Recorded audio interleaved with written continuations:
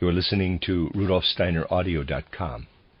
If you are listening to the podcast of this, it is located at RudolfSteiner.podbean.com. Please consider becoming a patron. As well, there are two publishing houses, SteinerBooks.org in America and RudolfSteinerPress.com in England, which are the sole publishers of Steiner into English and have given me permission to do these recordings. Please consider patronizing them as well. This is a reading of Collected Works Volume 88 by Rudolf Steiner, the notes from 16 lectures and 4 private lessons, translated by James Hines, and it's entitled Concerning the Astral World and Devachan. This is Lecture 3, entitled The Origin and Nature of the Human Being, given in Berlin on November 11th, 1903. Today, we must look into the important questions of the origin and nature of the human being. When these important questions are asked, one cannot say that the answers are particularly easy. The following lectures will present us with fewer difficulties. As I said at the beginning of these lectures, we are to think of the human being as composed essentially of 3 parts: body, soul, and spirit. In the further course of these lectures, we will see how these parts of the human being are joined together. Theosophical insight shows us a threefold origin of our own nature. In order to discuss this threefold origin of the body, of the soul, and of the spirit, we must go to the most far-flung regions of the universe imaginable. We must look into the processes that we as theosophists understand as being processes and events in the life of the divine spiritual world. The esoteric philosophy of all ages has characterized the universe in its depths as the rhythmic life of the spirit of the world. Hindu philosophy, for example, speaks of Brahma's inhaling and exhaling. Brahma passes through various stages of his divine life. These stages unfold in such a way that they can be compared with an inhaling and exhaling of the divine primal spirit. Exhaling was the creation of a world. Inhalation is the transition from a world that has fulfilled its tasks into a kind of sleep state, which then translates into a new existence, into the creation of a new world. Thus the condition of a world revealed is constantly alternating with the condition of rest. Manvantara and Pralaya are the names for the condition of revelation and the condition of the Godhead at rest within itself. This is a picture. Human words in our time are inadequate to describe the process underlying this picture. According to our human view, that is, according to the view of those whose spiritual sight has been opened to these mysterious conditions of the universe, we have to distinguish 3 breaths of the divine primal spirit.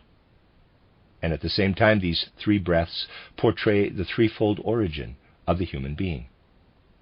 We must thank 3 separate parts of the divine breathing for the fact that human beings consist of 3 parts: body, soul, and spirit. We now want to attempt to follow this threefold origin of the human being. To begin, let us imagine the 7 steps of development, from the first step to the point where human beings stand before us in their present stage of evolution. At the first stage of evolution, which we call the first elemental kingdom of the universe, there is nothing present like what comes to meet us in our current world. There is nothing at all present of the multiplicity of stones, plants, in the animal world as they meet us today. Neither is there anything of the multiplicity of our thought world. Neither is there anything of the formation of thoughts that underlies the creation of our world. Also, there is nothing of the laws of nature. However, in the first elemental kingdom, there is a system of foundations for everything that comes later. Those who have eyes for this system of all further world seeds know that these seeds are infinitely beautiful and lofty. Everything that appears later is only a weak reflection of what is present in seed form in this first elemental kingdom. Present in these seeds are the majestic intentions of the divine primal spirit, the intentions it has for the individual worlds. And just as developments remain behind intentions, so too do they remain behind in relation to divine world being, not in everything, but in the details. In the great multiplicity of infinity, the intentions are wonderfully fulfilled. For this reason, Theosophy calls this first elemental kingdom the world of formlessness, which will only later give birth to form out of itself. Only in the later course of world development does this world of primal spirit take on form. These forms can only be compared with the forms that our thoughts have. Just imagine if what you have outside of yourself were to disappear, and only what is within your mind, what you could remember, would be present. You would have an ocean of thoughts. You have forgotten what you have seen and heard, also what you have seen in terms of bodies. Such thought forms, but just the great ones, are the content of the second elemental kingdom. The whole universe has become a formed thought universe. You must imagine the kingdom of formed thoughts to be like the world of ideas that Plato once thought. This world is the kingdom of reason, just as the mystics in the Middle Ages imagined. Later, evolution displayed a step into more density. The world thoughts imprinted themselves for the first time into a form of matter that one can for the first time truthfully call matter. This is the astral kingdom. The light thoughts have become astral beings that we can now perceive indeed as the drives and passions flowing through space. Only seers can perceive these streams. They perceive them in luminous forms. These streams are present in the third elemental kingdom. Ancient philosophers speak about the three elemental kingdoms, but the people who study their philosophies do not know what was meant thereby. We need go back only as far as Empedocles. He said that everything is brought about through love and hate.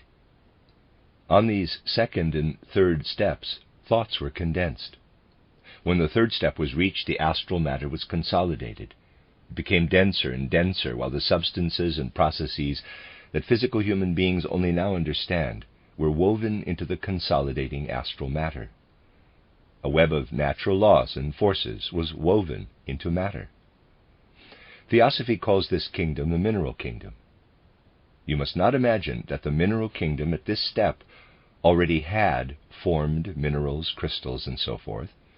No, everything that became mineral at a later, much later stage, everything that undergoes chemical bonding and dissolution, still passed through this fourth kingdom like lightning and thunder.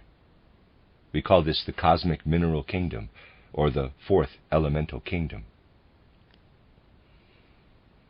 Everything that lives in our physical body, that today reigns over all the laws in our physical body, everything that works in a lawful manner in our physical body was dissolved at that time in these forces surging through the universe, in these mineral forces. Everything that constitutes our present-day body was present in that mineral kingdom. The origin of the forces and matter that are in our body and compose a part of our being comes from there. The bodily nature of the human being was formed out of these elemental processes. In the moment when these elemental processes had progressed sufficiently, as I have described it, in this moment something else entered into this mineral universe. And this something else, concerning which I will now speak, is what lives in us as the soul part of our nature. Originally, the bodily as well as the soul part were contained in the same divine primal being. It was the first part of the divine breath that I have just described. I will now describe the other part. We can summarize the first part of this evolution by calling humanity a generic group, all sharing the same characteristics. With respect to the species, all the human beings were more or less the same. We often speak of animal or plant species. So too there is a human species occupying the entire earth. There is a personality present in each individual entity of the species. Through the fact that I am a member of the species, human being, I am formed in a way similar to all other human beings. But within this species there is something that I call my personality, and this constitutes my soul. I am a personality through the fact that I have personal interests, personal sympathies and antipathies, and so forth. Despite the fact that people are equal and the same as members of the same species, they are distinguished with respect to their personalities, so that no two people are the same. This personal element in human beings did not arise from the same part of the divine breath. It comes from another side, in order to unite with the mineral substance. The generic character arose through the first part of divine breath. The personality arose through the fact that it followed another path through the universe up to the point when it was united with a generic being. What later constituted a human personality had already lived through a series of stages on this other path, had already experienced a series of lessons. It had already been incarnated on other steps of evolution present in nature that were similar to our physical nature today, similar to the plant kingdom, similar to the animal kingdom, but in another, a different kind. The forces that are capable of making us into personalities have already passed through many steps, which I would now like to describe. Thus the human personality comes from another world. The personality has already passed through steps of development in order then to unite with the other part, the generic. As if from a secondary stream, dim desires flow over into a main stream. Imagine countless such, in quotes, personality beings, who at one time had already had physical bodily natures, which indeed looked entirely different than we human beings now appear, but nevertheless were our ancestors. Imagine these beings now flowing into this stream of universal mineral elemental substance. Imagine further that these beings had a corporeality that was much denser and larger than our corporeality. We can say that they have been split off from the divine breath. A flow of forces had arisen that had learned through stages of evolution to become personality. All the souls that inhabit human bodies have come over from this stream. After successfully completing passage through a difficult phase, they allowed themselves to be sunk, so to speak, into the substance of the universe as I described earlier, as dim desires and passions, and constituted themselves as personalities. They were conjoined with what is passion and desire. This stream was developed down, in quotes, as it were, until it became the astral world. This cosmic desire and passion nature has sunk down into the physical human seed as a gift for development, for evolution. This moment marks the beginning of the evolution of our earthly nature. Our earthly path begins in the moment when these two are united. We characterized this double origin of human beings in this way. The universal Logos, who is the foundation of the primal spirit, sent down the one stream, the third Logos, and the third Logos took on various forms that I described as the first, second, and third elemental kingdoms. You must not think that this third part of the Logos, this third part of the breath of the divine world soul, had been inactive up to this point. No, this spiritual being, the third part of the divine breath, guided from outside the entire sequence of elemental kingdoms that I have listed, guided the entire process of leading the desire nature to personality. All that was necessary to prepare these two sides, until they reached the point of development in order to be united, was brought about by a third breath of the divine world soul. The second Logos also successfully passed through various stages, until it could become the seed of the personality. The third and the second Logoi flowed together, and from this confluence of the third and second Logoi arose those forms that then gradually built up our earthly sphere. Now human evolution begins as we see it. The Logos that is able to form a mineral body out of desire, sensuality, instinct, and the Logos that learn to develop these characteristics as personality are united. And now human beings begin their earthly journey. Now the union begins between the generic human, and the human personality. They gradually learn how to enter one another. These two are present in us. They are located in us in such a way that the generic works in our physicality, and the personal element works in our soul. Only gradually do they find the harmony to work together, so that the soul element which comes from the second Logos harmonizes with the physical. At first the body was an unwieldy bearer of the psyche. The psyche could not yet find the organs and forces in the bodily nature necessary to express itself fully and entirely. So the psychic element, quote, worked its way through, close quote, imprinting itself in matter. In a series of evolutionary cycles, the spirit takes a material nature upon itself. As evolution proceeds, the body increasingly becomes an expression, an instrument of the soul element, of its inhabitant. Then the stage appears in which the actual spirit itself, what we refer to as the spiritual part of the human being, unites with these other two elements. Now the divine breath itself flows into what had first to form itself, after the two parts were adapted to each other, so that one becomes the bearer and the other becomes the strength or power. Then the highest element, the spirit, flows into this entity. What until now had been only the central director of events, the universal wisdom of the world, streams into the world itself. This is the moment that we characterize as the inflowing of the first Logos. Everything has now become so mature that it can serve as a bearer of the first Logos. I will describe this moment of the inflowing of the first Logos as follows. Picture a room that is illuminated by a central light. On the sides of the room there are reflecting spheres that reflect the light back 1,000-fold. Each individual sphere reflects back the image of the light. In this way, we must imagine human beings in the universe, guided by the Spirit from outside. Let us assume that the spheres portray the human beings symbolically as generic beings. The light that illuminates everything comes from the outside, so that the spheres from within can give only an inessential mirror image. This was the case in human evolution, until the point in time that we are now discussing.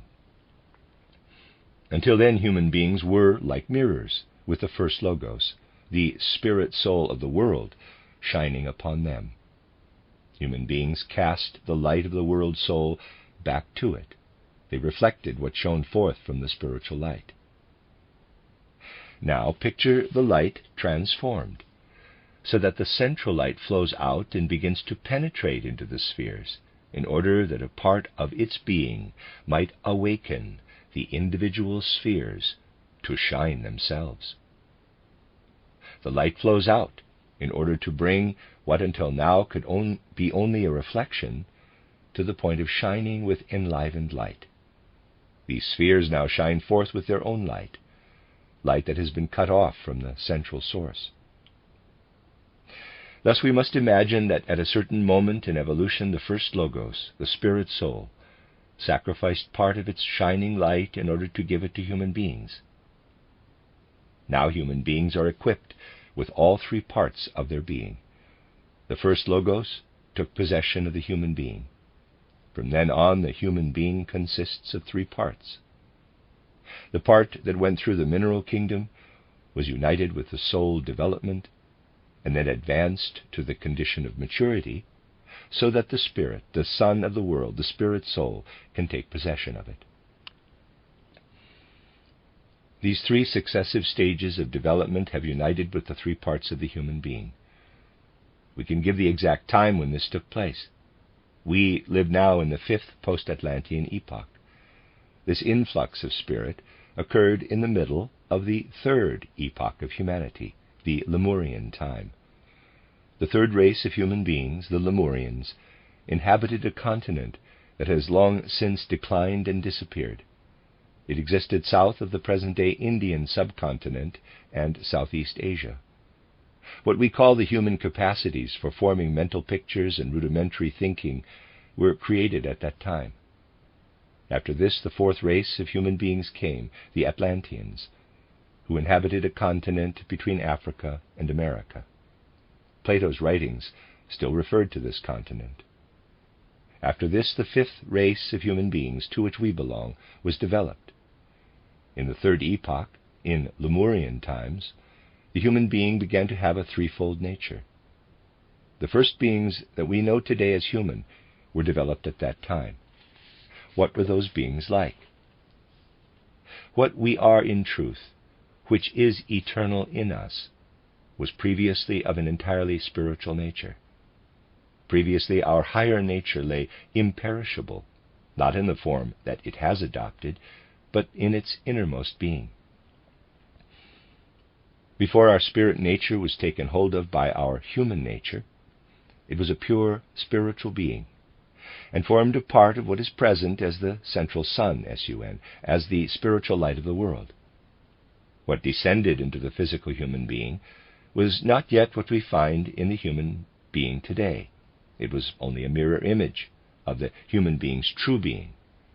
It inhabited only the spiritual sphere of the world, the sphere of the first Logos. We rested as spiritual beings in the Logos, as the first sparks in the flame of the central light. Then our spiritual being was sunk deeply in what had been prepared for us as bearers.